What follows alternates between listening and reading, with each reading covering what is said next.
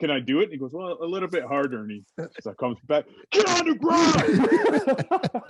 Like he, 3, 2, 1. Hello, everybody, and welcome back to episode number 3 of Coffee with the Boys. If you didn't get a chance last week, we had Ian McKay on, a member of, well, what we said, arguably the biggest blockbuster deal in PLL history, going from the Archers to the Cannons. Phenomenal guest. We always appreciate Ian coming on, talking to us. But now we're here to talk about a couple other things. We've got lots to cover. We've got the Grammys. We've got some crypto talk. We've got NFTs a little bit, trading cards. But we also, our main subject of the day, talking about multi-sport athletes and how prevalent that is in today's society and today's professionalism. But before we get into that, let's go around the table and see what everybody's up to. Cody, what have you been up to this week? This week just kind of blended in with all the rest. I didn't get up to nothing too exciting. I can't even remember what I did yesterday. So I watched a lot of golf on the weekend. I spent all day Sunday watching the Players Championship there, watching Bryson blow his lead, and kind of felt better about myself after watching him top the ball a little bit there. Epic meltdown. Just an epic meltdown. Absolutely. Everybody's that in itself. Once he has those, everybody goes, well, I think I could play in the PGA Tour as well, actually. Mags, what have you been up to? I feel like Jammer stole my answer. I feel like we're just in this lockdown. It's all blending in. But you know, I guess you can say, well, right now, nice day here. So that's been nice. I was actually just out getting some reps, if you will, shooting the ball. I don't remember the last time I actually went out like by myself, brought a ball bag and did that. So that was Medicine Gate, man. That made me feel pretty good. Now I'm here with the boys, so let's go. Chuck, what about you? What have you been up to? I know that you've been slowly getting into the stock market, some crypto. What's up? Been diving into stocks this past week. OTC market, been looking into that a little bit more, some pennies. It's a dangerous game though, man. Like you can either make a lot of money or lose a lot of money very fast, and it catches up to you too, because you know you're thinking, okay, well, it can't move too much, it's only a penny or two. But if you're putting, you know, a bunch in on it, that'll plummet pretty fast. And I learned that the hard way a little bit, but we're learning as we go along here. But no, to Jammer's point, golf's on the brain. Like 60 last week here, Fahrenheit. So got out first round of the year. How'd you shoot? Had the itch. You know. Not good. Not good.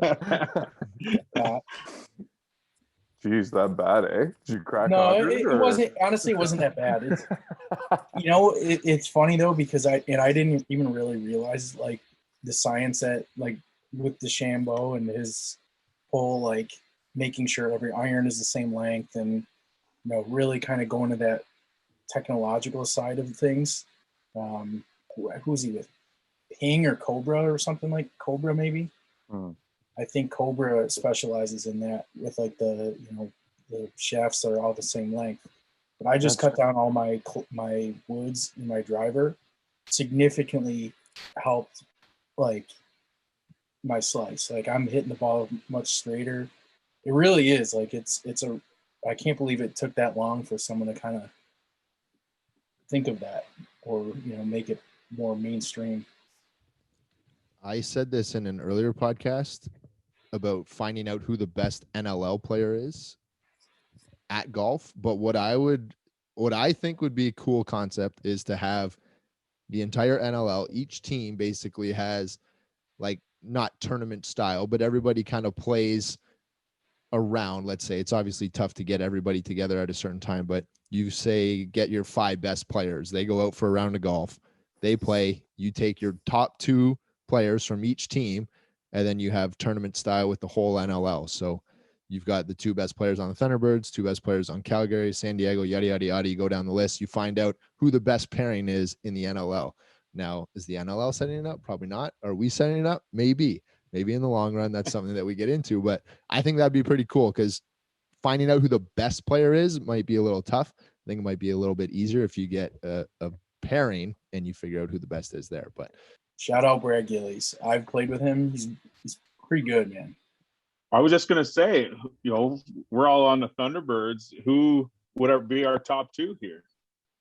I think Soupy won. I think Soupy probably has the most dedication to golf. I'm going to assume that by Chuck saying that Brad is really good, might assume that Brad has too much time on his hands and maybe not spending enough time with his company. But I don't know who the next best would be. I really don't. I think Mags has played with Soupy. I haven't. I think he'd probably be one. I think it'd be a dogfight for two. I don't think so. I think has a lot. Berkey golfs a lot, and he says he's pretty good. I haven't got a chance to get out with him. I got out with Soupy once, and he was good, really good. I'm not going to say who won. Might have been me by a stroke, but. Well, I got to throw my name in the ring. I think that I'm a decent golfer, but actually talking about golf, we'll get into this later. But before we segue into some of our other topics, multi-sport athletes are at the forefront here. Really funny story from my standpoint. When I was in high school, I played as many sports as possible. I played badminton because we didn't have enough guys to have a team. We needed 2 players in order to have a men's team. So me and my buddy signed up. Same thing with tennis. Played volleyball, same concept. When it came to golf, this was at the prime of my golf career. I was playing golf at least 2 times a day, nonstop, golf. All I wanted to do was play golf. I tried out for the golf team. The only rule on the golf team at the time was you have to break 90. And we were playing at this course it was called Huron Oaks. It wasn't the most immaculate course in the entire world, but it was a hard course. And for Sarnia, it was definitely one of the better courses. And the coach said, hey, all you have to do is break 90 and you're on the team. That's it. There's nothing else. Break 90. There you go. You got a spot. And I was sitting there. I was like, that's it? 90? Okay. Like, that's not hard. At the time I was playing golf every single day, nonstop. 90, could have done it in my sleep. Show up to the course, first tee, massive slice right into the woods, lost the ball, 3 off the tee. I'm thinking, Jesus. All right. Long story short, I did not make the golf team. It was the only sport in high school that I didn't make. And it was the only sport that I religiously played aside from hockey every single day. So yeah, Bryson, he has his days. I had mine as well. But a couple other things that I'd like to get into before we even get into our main topic of the day.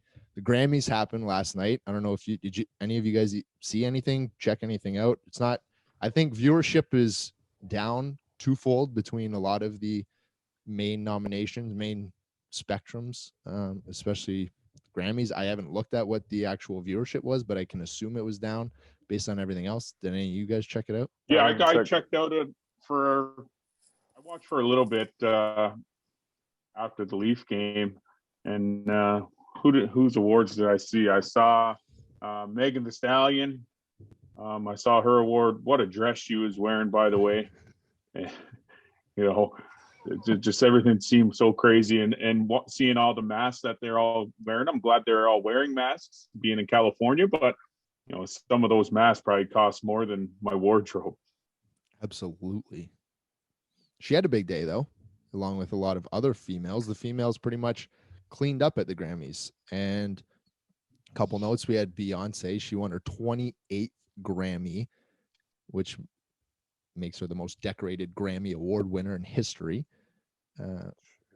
Taylor Swift also had a performance while she was there, but she also won her 3rd album of the year, which I think is crazy. The only performer to ever do so. Billie Eilish won record of the year. Again, females taking over. But then something that I had to note down, and I had to actually write because they pointed it out in the actual broadcast. I didn't watch the whole thing, but they pointed it out because I always have a hard time understanding what exactly each award really means and what it is. But between Song of the Year and Record of the Year, I never really understood what it was. But for anybody that doesn't know, Song of the Year is won by the actual songwriter. So it doesn't have anything to do with the actual performer. Song of the Year is strictly for the actual songwriter of the song. Now, record of the year is the award for performer, the actual performer of the year, which I had no idea. Thought it was very interesting. And I was glad that they actually pointed it out in the broadcast because, like I said, I don't actually care or watch these things too often, but it was nice to know a little bit more knowledge on how these awards are actually given out and what they even mean, because I really didn't know. But women 2021 taking over, Megan Thee Stallion, pretty great. And also, I don't know if you saw this, Cody, WAP was performed. I shut it off before that. I saw it upcoming, and I thought to myself, I am not staying up to watch this right now. I think that it was, I'm assuming it was dumbed down to be more PG. Let's just say that. I don't think they brought their full capabilities on national television. One thing that I did want to bring up, and we could edit it out if I'm wrong, but did I see that Beyonce's daughter won a Grammy? I don't know. I didn't see it. I didn't see that. I think she did. I think she did win something. I don't know what for. Yeah. I didn't really catch it. It was just kind of. I think they just broadcasters just brought it up during conversation, but I think that would make her the youngest ever Grammy Award winner. Second youngest. Wow. Who's the youngest? I'm pulling that up. Also, quickly while we're finding this, huge snub for the weekend. I mean, how do you not? Blinding Lights, I feel like that was the song of the pandemic. Like, it blew up on TikTok. Anywhere you heard that song, I mean, it single-handedly landed him Super Bowl halftime performance, in my opinion. Yeah, I almost forgot that came out this year. It was so played, and I was so over it that I forgot that was this year, like this past year. Go ahead, Chuck. No, I was just gonna say, like, good or bad, like, I think I'll always associate that song with this like year stretch pandemic. I'd be interested to find out the last time a Super Bowl performer wasn't nominated for a Grammy. Not that I need you to look that up, but anyway. But I think that'd be an interesting stat. Blue Ivy Carter won her first Grammy on Sunday for Best Music Video for Brown Skin Girl. Blue Ivy received a writing credit for the song. Well, record held by Leah Peasall, who won in 2011 at the age of 8. So I don't know who that is or what that song is, but me either. Brown Skin Girl. I don't know what song Blue Ivy did help sing, but I'm thinking of the Leon Bridges Brown Skin Girl. I think that's who sings it. Leon Bridges, good. All right, a short list now that we've touched on a couple items, but something that we've touched on briefly before. We've talked about crypto, we've talked about NFTs, some trading cards. A short little list that I jotted down for everybody here. We've got a crypto update. Last March, Bitcoin was hovering just above 5,000 a share. On Saturday, it hit an all-time high of 61,000. NFTs, non-fungible tokens, not the fungus that's on Jammer's toes. Last week, a JPEG file sold for $69.3 million at Christie's, which is a bidding auction. And Jack Dorsey's original tweet, I don't know if anybody ever saw that, that was going up from an NFT auction. It hit a bidding point of $2.5 million, a simple tweet. Now, that tweet itself, I think we might have touched on it last, but it's up for an NFT. So once it actually gets sold, that tweet is going to be removed from Twitter. That person will only own that tweet. No one else will be able to see it. Right now, you can still go onto Twitter, I believe right now, and see the actual tweet. Once it's sold, done. Trading cards. 7 of the 10 most expensive sports trading cards in history have been sold in the past 8 months. In January, someone bought a 1952 Topps Mickey Mantle, aka the Mick, who was a professional baseball player from 1951 to 1968 for a whopping $5.2 million, the highest ever. Question before we get into our main topic of the day: what's the most that you guys would ever spend on a trading card, or in 2021 an NFT? I think it all depends on how much I enjoy the person. How much just are you bought my buying a son, cereal box? How much are you buying a cereal box Jordan Tutu foot intact card for? Yeah, see, that's my first question. Does it come with mac and cheese? But yeah, I mean, yeah, for I don't know. I me, was with probably nothing. Megs is at nothing. Jammer, what do you, you KJ. got? Remember when I was with you, KJ? I spent that $10 on a Pokemon card, and I don't think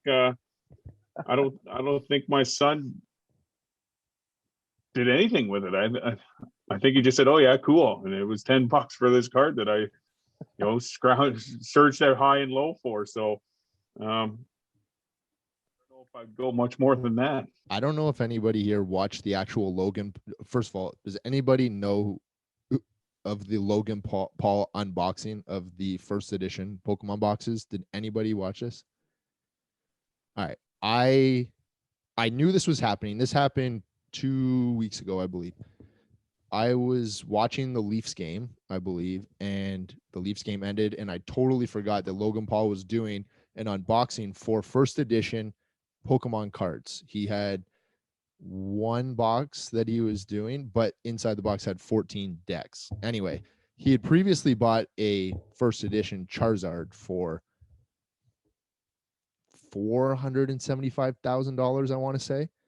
So then he had this box, which the box itself was over $1 million by the time that it had now gone 25 years, I believe was the anniversary, the 25th anniversary of Pokemon. So he was doing these unboxings, and he unboxed, I think, 3 Charizards.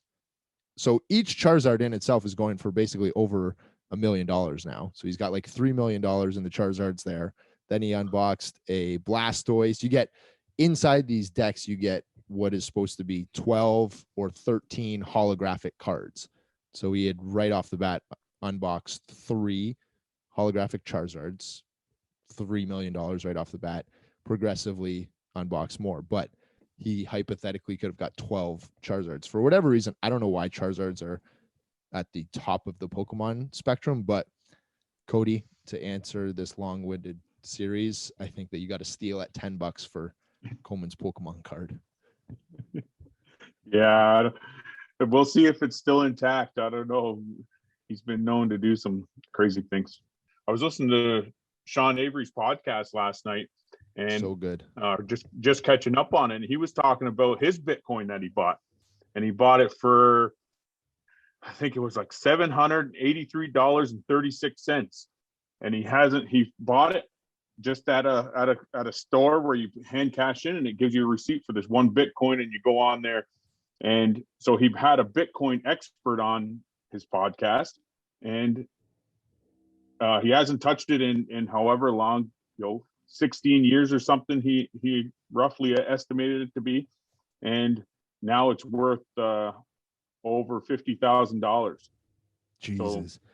See, that's like the Pokemon cards. That's what Logan Paul was saying. He's like, it's 25th year anniversary. Like some people, if you had never touched your actual box, if you bought the box 25 years ago and you had it just sitting around, first edition boxes were going for like $350,000. Just the box to find out what was in it. No one even knew what was in the box. You just knew that you were getting 12 holographic cards, but you didn't know what the 12 were. And again, like I said, like you hypothetically could have had 12 Charizards. Not that would have happened, but you're looking at like $12 million right there. They're saying the next thing to come up is going to be Yu-Gi-Oh, because it's coming up on the anniversary of what would be Yu-Gi-Oh then. So if any of you guys have Yu-Gi-Oh cards, you might want to hold on them. Being a kid, and I never got into Pokemon cards personally. I never owned one, but I'm just thinking about going to grade school and everybody having their Pokemon cards with them. And I remember seeing, a handful of these holographic Charizards we're in, grade school. And so these kids aren't taking care of them or aren't doing anything. Like all these cards that are out there that at the time seem really, really silly. There's probably a couple buried in the grade school playground. Dude, it's so nuts to think about it that way. Like, imagine, like, I couldn't, even if I had a box of Pokemon cards, there's no way I'm not opening the box. I bought a pack of hockey cards. Like, I'm not going to just sit around and wonder what could possibly be inside. Like, I'm going to open the box of hockey cards? Like, I want to know. So I think the people that don't even open them should be praised more than anybody else for just sitting around waiting all this time and just being like, well, could be great. Who knows? Over the, well, I guess years now, we've slowly started to realize, and players, professionals have come out saying that they are multi-sport athletes, always were growing up, that gone are the days of players just needing to focus primarily on the sport that they play. If it's hockey, growing up from 6 years old, only playing hockey, never playing anything else. Guys like Wayne Gretzky, Brendan Shanahan, the list is absolutely endless of NHL players, current and former, who came out, said they played lacrosse growing up. It was why they were successful. It was the ability to get into a corner and roll off of a guy better than anybody else that had never played lacrosse, because you learned little tweaks and little advantages through the game of lacrosse that they brought and translated into the game of hockey. Now, I guess my first question to everybody here is, I guess, what sports did you guys grow up playing? If it wasn't just lacrosse, I know that for everybody here, it wasn't just lacrosse. What did you guys play? I played a bit of everything. Grew up in a small town, so yeah, I mean, hockey was my main sport, but played all the school sports growing up. I didn't start playing lacrosse until high school. I mean, that's a quick story, and well, I guess I might as well share the way I started playing lacrosse. My older brother played for the high school team, and box lacrosse as well. But I just remember our gym teacher saying like, "Hey, like we need a couple guys to play," and I just sat in the middle of a zone defense, just like, okay, might as well hit some people.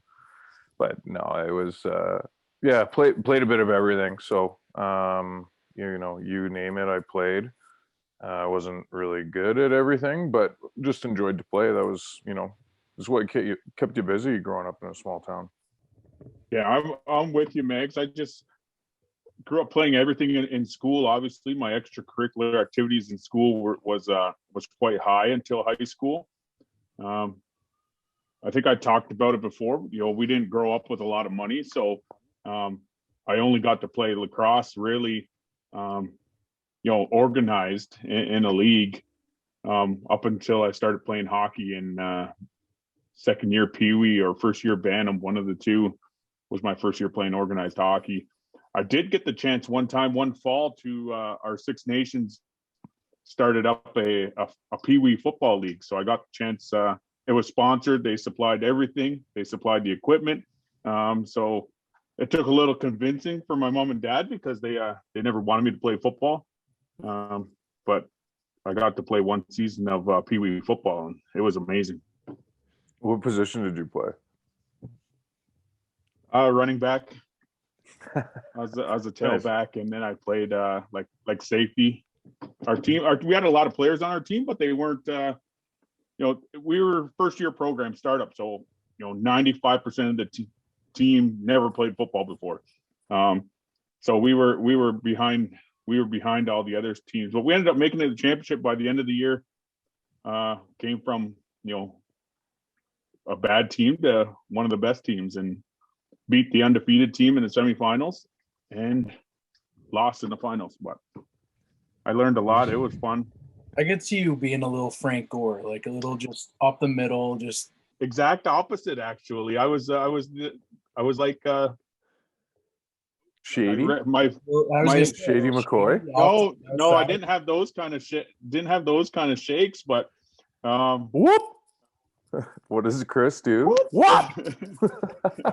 No, I was the sweep was my go-to. I was just faster than everybody back then, so I just got to the outside and ran up the sideline. And if teams tried to take away the outside, then I would go to the outside of my line and go up the, just beat them with speed up the outside and cut back sometimes. But Cody Kamara. I still enjoy playing every sport. I still enjoy playing every sport. I played one winter when I was really, really bugging to play hockey, and we just couldn't afford it. They signed me up for indoor soccer, and that was, that was a blast too. I used to patented move was, to bank the ball off the boards because they were all soccer players, so they weren't used to as soon as the ball went that way, they thought it was out of bounds. But, just from obviously playing lacrosse, knowing my angles, bank it off the boards, run around them and go get it. So it was fun. That's a classic mini sticks hockey move. Just banking it off the wall or off the drywall with the hole in there. I had so many battles with my brothers growing up. We ended up we would get so mad playing mini sticks, like that banking just was not like it was. We took it out of the game. Like it was almost a cheat code. It was like, all right, no more banking on mini sticks. I was just telling my kids, because we have I got a 11-year-old and a 7-year-old, so we got some mini stick battles. But I was just, I went down and I actually had a couple that hockey tournaments give out, but those cheap little plastic ones, the tiny little plastic sticks that we all played with, and we had to heat them up and make our curve. So I did that with them one night, and she said, all right, we're all going to use these, and we're all going to, we're going to make our own curve. So I did it over top of the stove there, and we all made our curves. And because nowadays we're buying our kids these mini sticks, and they're, exactly like real hockey sticks. They're a foot bigger than those plastic ones, and they got a preset curve. They're one pieces, small, like it's unreal. Plastic one was who could have the biggest curve, and then if it broke, you'd find a way to tape it back together because you're like, no, why? So true.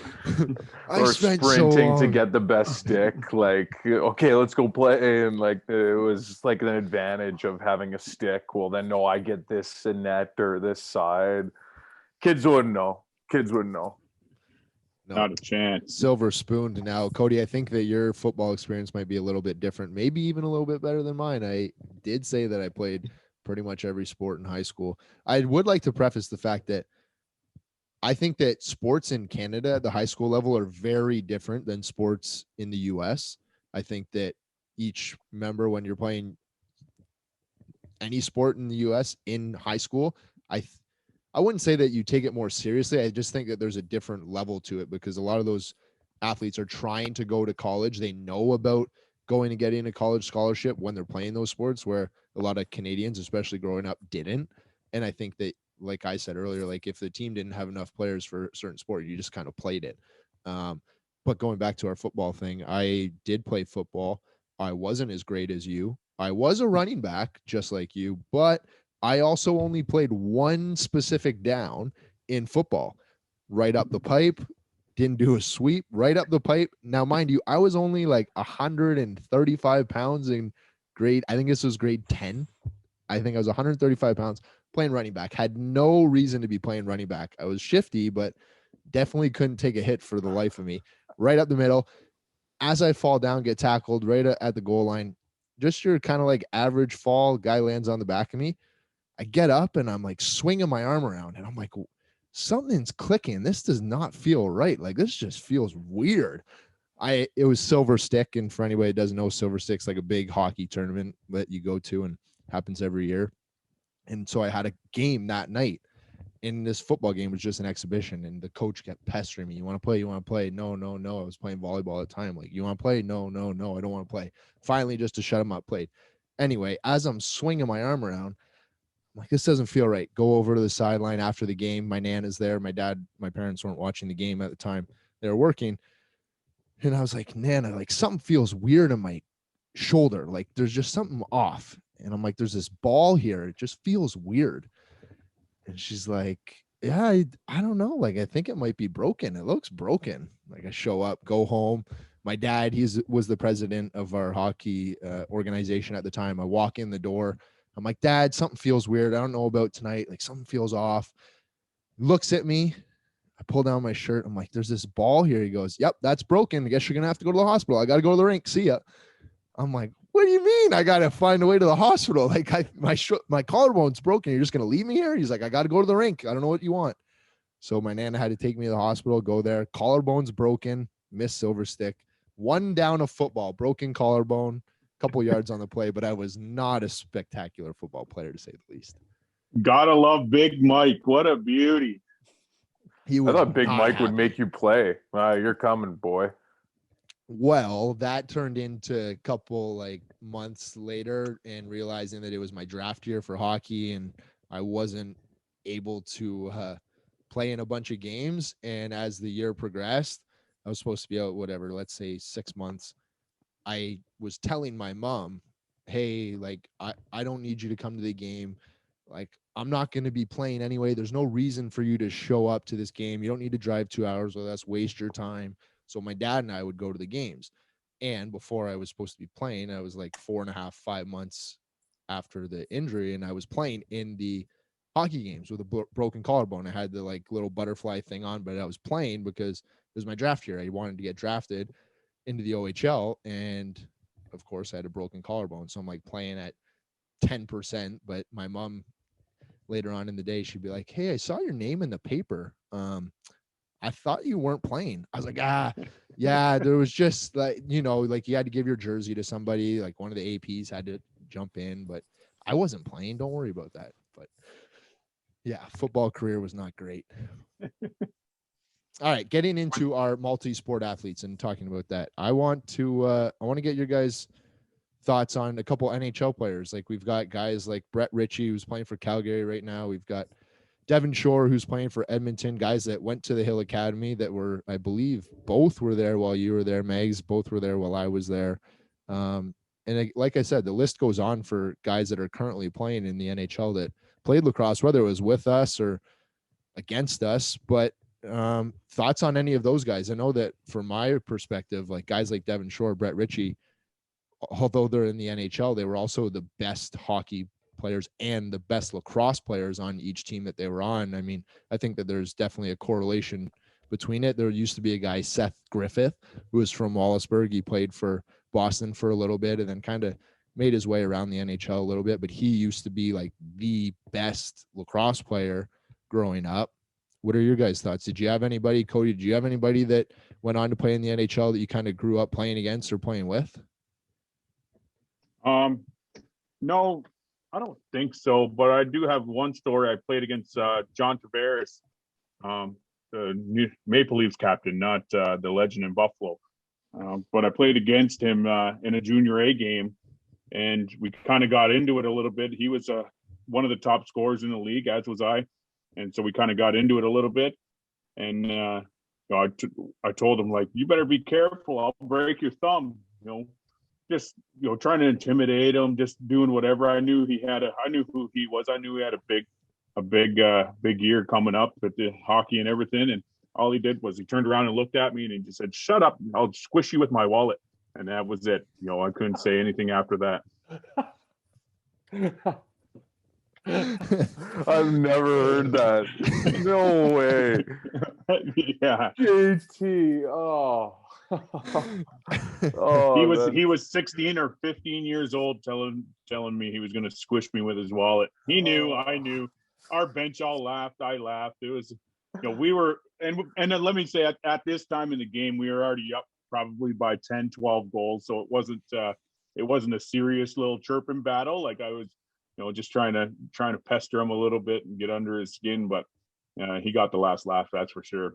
The Ritchie brothers were legit lacrosse players. Like I remember Brett Ritchie, we were playing with the Hill, and like he didn't play with us all year. He was playing hockey, and we bring him up. I don't even remember the game or who we were playing, but big game.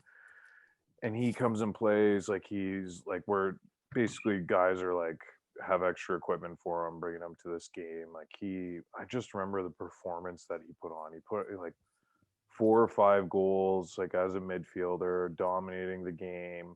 He's wearing, and everyone cuts out their palms, right? And in field, you're not allowed to do that. They like he comes to the bench, they're like trying to give him a stick check and checking his gloves, and like guys on the bench are giving him like guys that aren't playing like me, we're all giving him our gloves. Like, and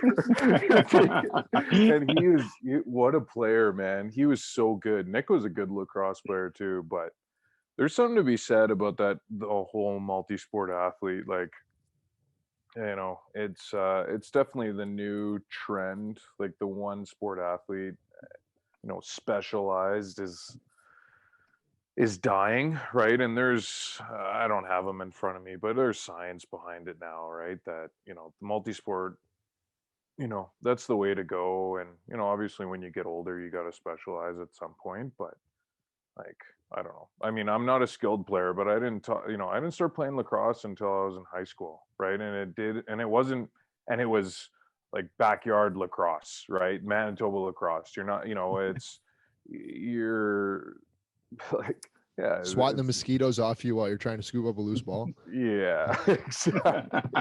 Did you ever play? Did you come to and play in nationals in Winnipeg? I did. It was I like, think I that's think it right. might have been my first experience ever with Team Ontario, and it was like one of the worst experiences ever because the mosquitoes were so bad. Like It was you literally brutal. step on the field and then just Yeah. mosquitoes. Yeah, you get everywhere. off the bus, you get out of the car, and it's nuts. But yeah, like, so I don't know. There's something to be said about that. Like, I didn't start taking it seriously, obviously, until I came to the hill. Well, obviously lucky enough for that opportunity, but um, yeah, multi-sport's the way to go. It's the specialized is done. So One guy from around town here, around Six Nations, is Brandon Montour. He got drafted to the Anaheim Ducks, and his NHL road kind of was different than most, where he didn't play in the O. He didn't get drafted into the OHL. He played junior B in Brantford, which later moved to Caledonia. A couple local businessmen owned the team, so he played for our local team that we would consider our local team, and he ended up going the long route and went down to the USHL and got drafted from there. But a lot of people don't know was he played for the Arrows, won a Minto Cup. We actually did try and recruit him a little bit for this last World Games to come play D transition because he is that good of a lacrosse player. That he played D transition, but that was in junior A, and he'd probably be a good D transition player in pro right now. But when he played junior B for our Rebels team down here, our junior B Six Nations Rebels, he led the team in points, and I think he set a record for assists in the season. So it's insane. these guys, these multi-sport athletes, it definitely, you can see a correlation for sure. Not that the Sabres are anything to brag home about right now, but he also is probably, without a doubt, the best skater on the Sabres. I think that's an easy statement.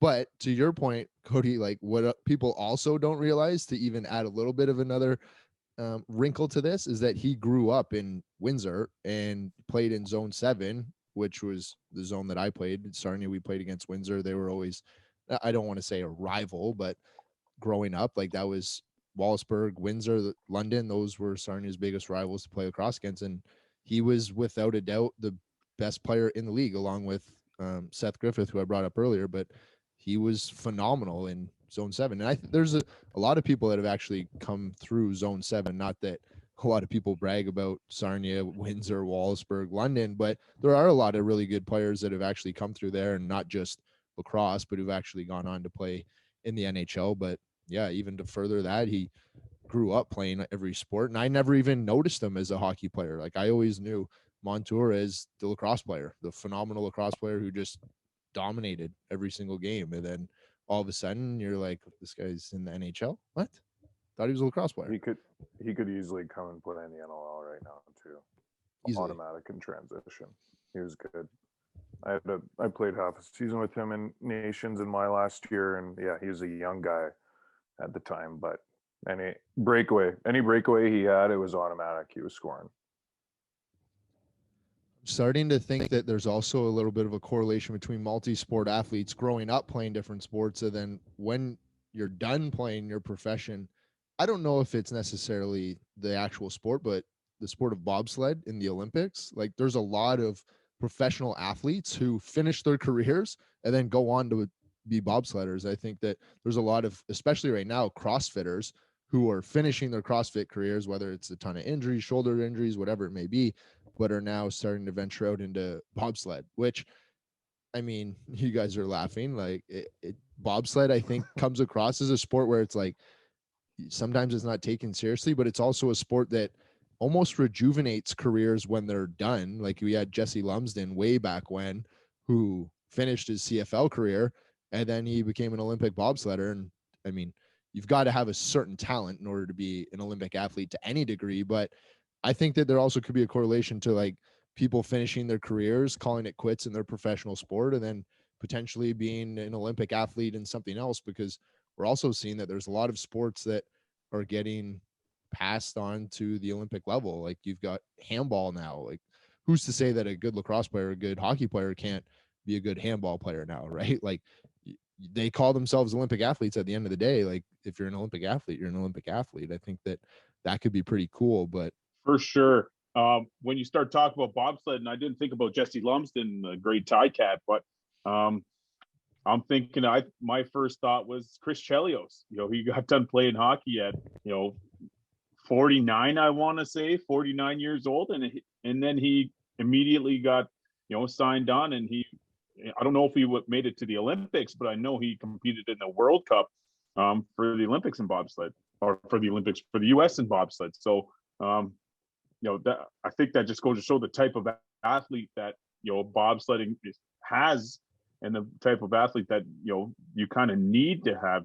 We can't laugh at it. We're not necessarily laughing at the sport itself, but just laughing at your reference in general.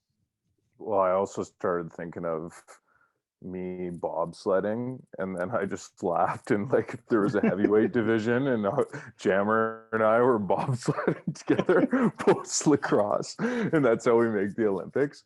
Chelios is an insane athlete. That's like so underrated. His Sean Avery's book, The Offside, when he talks about Chelios and just how much he looked up to him. But it's like, what an insane athlete. There you go. That's such a good book. Oh, he does such a good book with it. He's such a good writer. But yeah, his part about Chelios is unreal. Like just how the man that he is, like how hard he did absolutely everything in his life. And yeah, 49 years old or whatever you said, and he retires and moves on to bobsled. Insane. That's nuts. well, even a final thought here before we kind of close things off. We bring up Sean Avery there, and the book itself is phenomenal, obviously. But I think that we can even go further than saying multi-sport athletes. Like if you play lacrosse growing up, it helps when you play hockey at the professional level, and we see all these correlations. But even more so, I think that you can take it to the extent of Sean Avery, where guy played sports growing up, played every sport, then he played professional hockey, but also took those skill sets that he learned from playing all these different sports into his acting career. And it's not just professionalism that you need to pursue when things are all said and done for you. Like the guy's making a career and probably more money now than what he did while he was playing in the NHL with his acting career. But a lot of those life lessons that you learn, like showing up on time, time management, organizational skills, those things translate into reading lines for scripts and memorizing scripts, like memorizing plays. So I think he's a great example of like, yeah, playing multi-sport your whole life, but then also realizing that there's careers afterwards as well, that by playing all these different sports, you can also access a totally different realm of your imagination outside of it. So I think that's pretty cool as well. And then you've got athletes that are investing their money more so now than ever. You know what I mean? And I think that's just because salaries have gone up. There's more money to be had, and they're just being smarter with their money. Look at Mahomes and his fiance. I think didn't they purchase in with a soccer team or WNBA team or something like that? Like all the money that LeBron's put into different ventures, like just the money that Shaq's invested. It's crazy. So it's multi-sport, but it's multi. I don't even know. They're just entrepreneurs in general. It is honestly so hard to think about something when you got people talking in your ear. I'm sitting there trying to think of it, and as soon as you started the wrap up, I would just listen to the wrap up, and I didn't